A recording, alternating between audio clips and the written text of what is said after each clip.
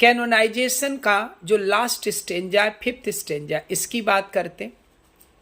इसके बाद आपकी ये पोएम कंप्लीट हो जाएगी।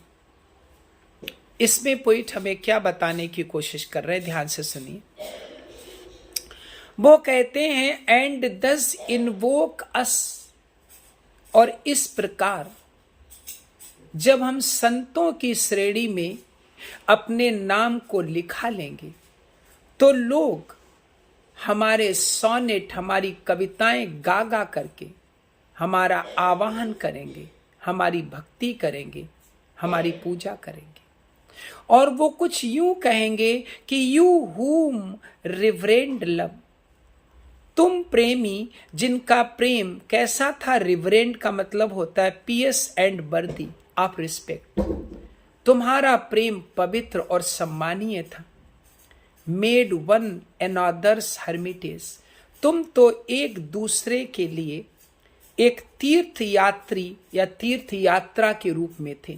एक दूसरे से प्रेम करना ऐसा था कि जैसे तुम कोई हर्मिटेज, किसी तीर्थ यात्रा पर गए हो, कोई पूजा इत्यादि करने के लिए। यहाँ हर्मिटेज जो है वो प्रेम की मूर्ति, प्रेम के गॉड का भी सिंबल है, यानी द ऑब्जेक्ट ऑफ वर्शिप या इमेज ऑफ लव गॉड। तो तुम एक दूसरे के लिए प्रेम की मूर्ति बन गए थे, ऐसा लोग कविताओं में तुम्हारे लिए कहेंगे। You to whom love was peace, तुम्हारे लिए प्रेम ये शांति देने वाला था। And now is rage, modern time में जो लोगों का फिजिकल प्रेम है वो रेज, वो उग्रता से भरा है, गुस्से से भरा है।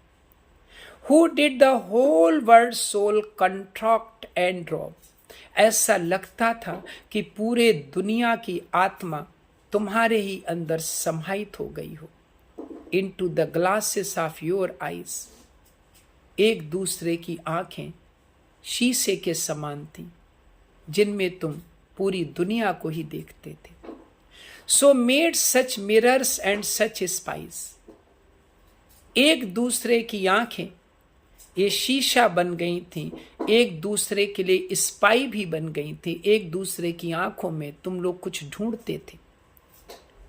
That they did all to you epitomize, epitomize माने होता है समाहित कर लेना बड़ी चीज को छोटी जगह पे। तुम्हारी आंखों में ही सब कुछ समाहित था। कंट्रीज, टाउन्स, कोर्ट्स, जो कंट्री है, टाउन है, कोर्ट है, ये सब तुम्हारी आंखों में ही समाहित थे। ऐसा लोग तुम्हारे बारे में अपनी कविताओं में कहेंगे। Beg from ever be pattern of your love, लोग प्रार्थना करेंगे कि हे प्रेमियों, हमें भी प्रेम का ऐसा ही पैटर्न दो जैसा पैटर्न तुम्हारे प्रेम का। In this concluding stanza, the poet John Donne says that after their death, many poets and people, they will compose the poems and sonnets in the honor of these two lovers. They will also invoke them. They will say that their love was full of piousness and their love was full of respect to each other.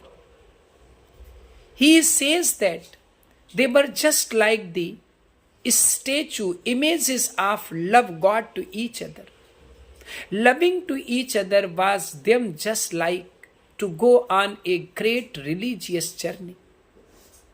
In fact, their love gave them peace, but in the present time, the love gives anger. The love makes a person aggressive. He says that for them, only love was the whole world. The whole world was epitomized in these two lovers. In their eyes, they used to see everything of the world. Countries, towns, courts, everything could be seen in the eyes of these two lovers. People will make a request to these lovers who will become saint for love, that they should also provide them their own pattern of love to them. So in this way, the poet and his beloved, they will be canonized for love. So that's why the poet, he says to his friend not to give him any lecture and let him do the love. Because their love is not ordinary love, it is spiritual love. And very soon they will be canonized for love.